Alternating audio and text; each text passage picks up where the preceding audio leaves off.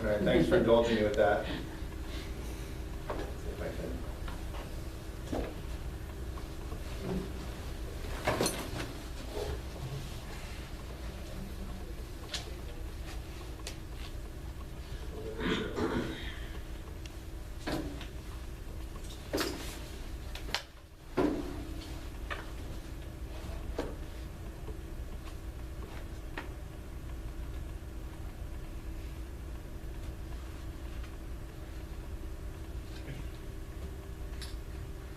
All right, you guys, thanks for indulging me.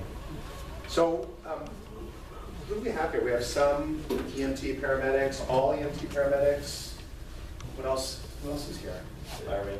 Firemen? Fireman. Thank you. You really, Well, driving over here, I got a little nostalgic, and because my life here on the Central Coast started with fire and ambulance. And kind of a strange way to start maybe for a chiropractor, but when I came to town, I was a new guy. I knew no one. I went to school in Santa Barbara, but knew I wanted to be on the Central Coast.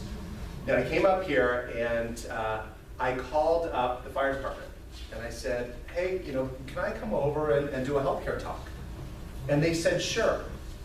And so I went over there and they said, that was a great talk. You need to get a hold of this guy over at St. Louis Ambulance named Tim Hallmark. And I know him. do a talk here, right? And so I came over here. And probably for the first couple of years, I gave a talk on what we call the 5 factors of healthy living. We looked at sleep, diet, exercise, stress management, healthy nervous system. And I actually got to know a lot of the ambulance workers pretty intimately as friends. Some moved away, some are still here. And probably within the last 5 years, I haven't been here as much. So it's great to be driving up here today and go, oh, this is kind of where it started. And you heard in my video, one of the things I really enjoy is kind of being a resource for the community. I've taught at Questa for the past 8 years. I'm on a hiatus right now. I've given these talks, and of course, our practice has grown, this little wellness center here in town. But what I thought we would do today, it's pretty exciting. We put together 4 different talks kind of to span throughout the year. That cover a whole wide range of different information. Today is going to be sitting is the new smoking. So it's work site wellness, but it also applies to anyone that's on the ambulance or the fire truck who's sitting a lot. I want to bring kind of the most recent information that's out there, get a kind of read on what you guys are doing right now, but also make this an interactive talk as much as possible. You guys have questions, please ask. At some point, you may feel compelled just to stand and not sit. And I hope that happens as well. I'll use the projector a little bit. I'll talk and probably share a little bit more. But at the top here, the 3 kind of mantras of our practice, eat well, move well, be well. We like to always put down everything we do because really, when it comes down to health, it's that simple. Right? If we could just eat well, if we could just move well, and if we could just be well, we'd find health. But it's in the process of doing that things get so confusing. Is it better to eat the paleo diet? Is it better to have a high carbohydrate diet? What's the best type of exercise? Is it TRX? Is it triathlons? Is it just hiking? What if I just walk to work? Do I meditate? Do I journal write? Do I just make sure I have time with my spouse? All those things have relevance, but when it comes down to it, the answer is yes. They all help. They're all good for you. If we can just eat well, move well, be well, that's how simple it is. And so when people ask me, I'm reminded of the movie, My Big Fat Greek Wedding. You guys, right? You've seen that? Right? And the father, I think it's Papadopoulos, I gotta check my reference, but he says everything comes back to Greek. Remember, you give me a word, I'll give you its Greek origin. And he does, you give him a word, and so when it comes to health, you go, hey, I saw this new thing, it's called TRX, what do you think? I'm gonna go, yeah, good. You're moving, right? Yeah. You getting some heart rate up? Yeah. Blood pressure going? Yeah. What's good? Well, is it what I should be doing? That's a whole different question. But when it comes to movement, yes, we need to move. When it comes to eating, yes, we need to eat well. Michael Pollan, great author, says it pretty simply. He says, eat food, mainly plants, not too much. Again, pretty simple. Well, what about this? Eat food, not too much, mainly plants. So there's 4 doctors at Slow Wellness. When I first started, it was Health and Motion Chiropractic Center. It was just me. I've partnered with a few other chiropractors so we can kind of provide a more robust resource to the community. Like I said, 4 different talks. I'm hoping that I'm the first pancake. So like the first pancake, it comes out okay, you throw it away, and then it gets better with each consecutive pancake. So with the next 3, hopefully you'll tell some other people. We get some more people signed up to come in. When Dr. Rex comes in, he's great at busting myths. He'll talk about cholesterol, he'll talk about vitamin D, he'll talk about sunscreen, things that we kind of take for granted, and I'll kind of try to get through the mire of it all and make it really relevant. Dr. Molly, she's going to talk about toxicity in your home, talking about whether it be lotions and soaps and creams, to products used in your home, to hot tub usage, things that just have relevance to all of us in our own homes. And then Dr. Aram will make it more chiropractic-centric, talk about spinal health, why posture can be so important, why we instinctively stand up straight, right, when you're seeing a chiropractor. But you'll find today that while yes, it's important to be upright, it's also just important to be lounging. It's also just important to cross your legs and do all those things that maybe you were told you shouldn't do, which are okay to do. So I'm not going to do much reading of slides, but this one I thought was pretty important. We are in an energy crisis.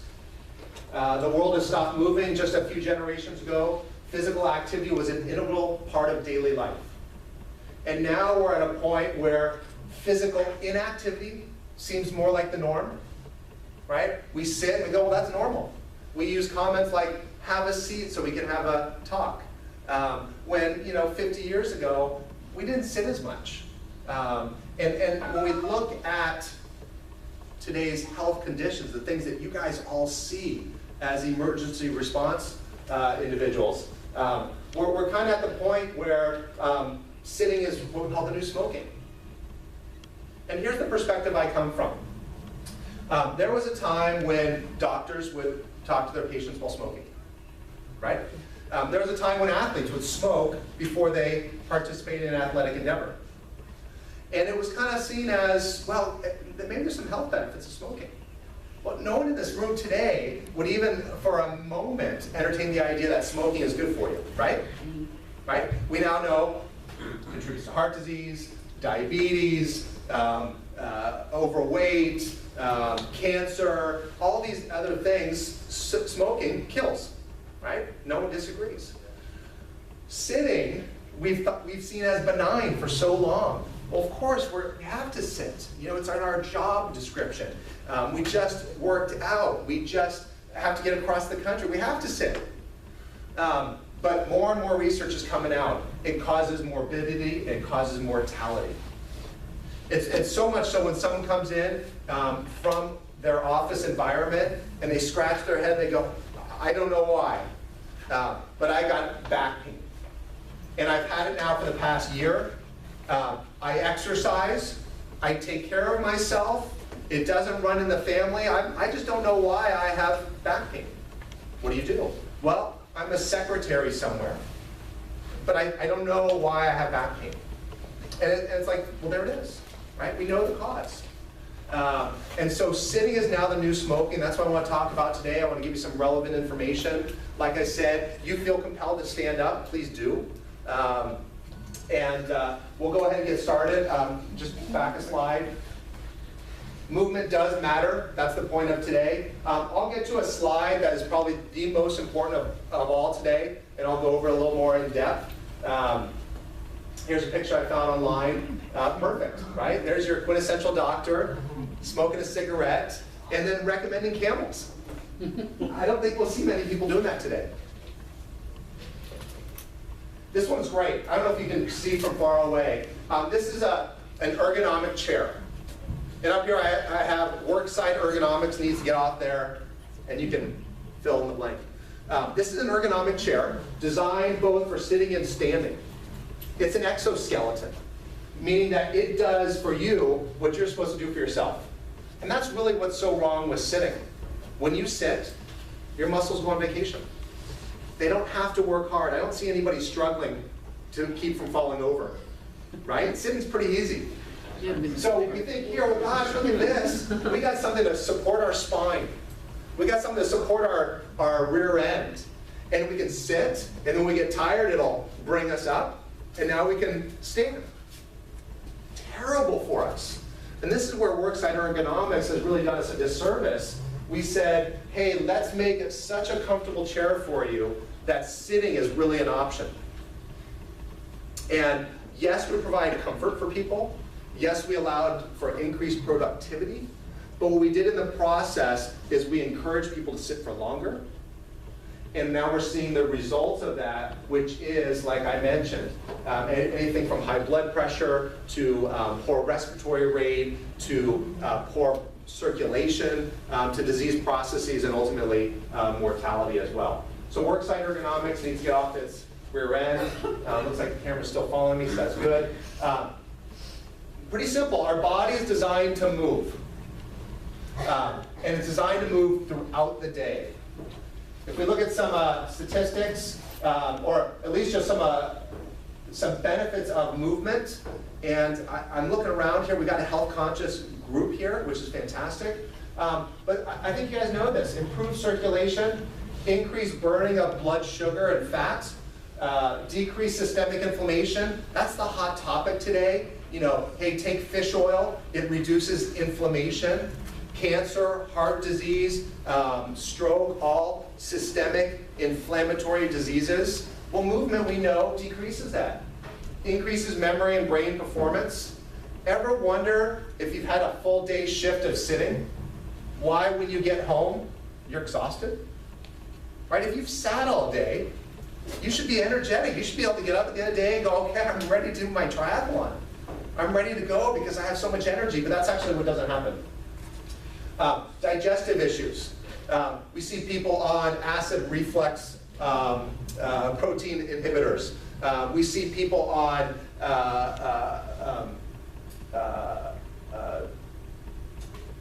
drugs for absorption of nutrients to improve nutrition. Sitting does not enhance digestion. We feel better, we tend to see better performance. So basically with movement, we tend to see just overall health. Let's see, do I have a pointer too or not? I think you do. Yeah, I think it disappears on the screen. Oh, it does, okay, that's all right. And then obviously on the other side, weight gain, systemic inflammation, digestive problems, pain. Interesting fact, we burn 3 times as many calories standing than sitting. Okay? So one of the challenges I give patients when they come in, they go, yeah, you know, I'm thinking I'm trying to lose weight, I've tried everything. I say, why don't you take a standing challenge? They go, well, what's that? I go, why don't you stand for your day? Or at least stand way more than you normally do for your day. Do it for 2 weeks. See if you notice an uptick in that caloric expenditure or a downtick in your weight loss. And it works, just from standing compared to sitting. One of the cool things with movement, because this is a talk about movement, is our brains secrete a drug called brain-derived neurotrophic factor, or BDNF. And brain-derived neurotrophic factor, real simple, is the fertilizer by which nerve cells connect. Okay? You don't have the fertilizer, nerve cells don't connect. So that means memory, cognition, experiences, moods are all affected by brain-derived neurotrophic factor. Now, how many people have kids here? Right? And in school, schools are hopefully doing a better job, but they generally do a terrible job of getting kids up and moving before they sit them down and start teaching. That's why.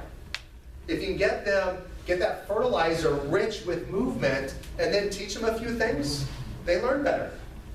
Or think about some of your memorable experiences And they probably related to maybe hiking first and then remembering a great song.